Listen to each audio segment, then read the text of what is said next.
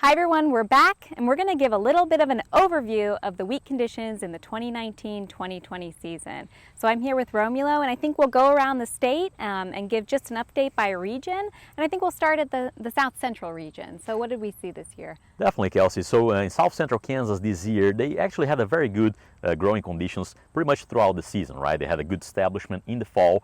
They also had a good amount of moisture really throughout the season, close to normal or even above normal throughout the season. The winter was warm, which allowed the crop to tether very well as well, even some of those late planted crops. So overall, a very good cropping season. But Kelsey, with that amount of moisture that they received, it also comes some disease issues, right?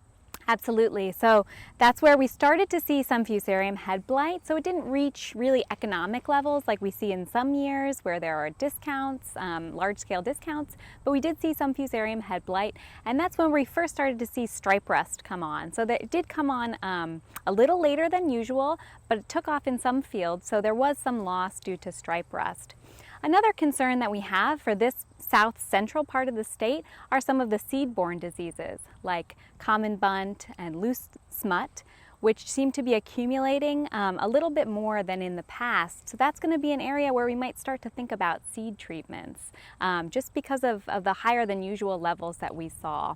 So now how about if we move to central and north central Kansas? What did we see? Yeah, as we move to central and north central Kansas, we actually saw a very sharp transition, especially in the north central Kansas region, in which starting in the winter and spring, they were extremely dry, right? So they were actually in a water deficit as compared to the long-term normal that was actually pretty severe in the north central part of the state. In addition to that, it seemed like their winter was much colder as well, and that didn't really allow the crop to tiller as much, especially those late planted crops. So there was a huge difference between early planted crops and late planted crops in the north central part of the state. To top that off, about mid-April, we had 3 or 4 days in a row where temperatures got extremely cold and caught that crop about at that jointing stage or in between the first and second node, and that really hurt the crop in north central Kansas, much more the late planted crop than the early planted crop. Now in that part of the state, Kelsey, we were starting to find some diseases when it was late May, early June, but really we didn't see much in terms of response to fungicide. What do you think that is?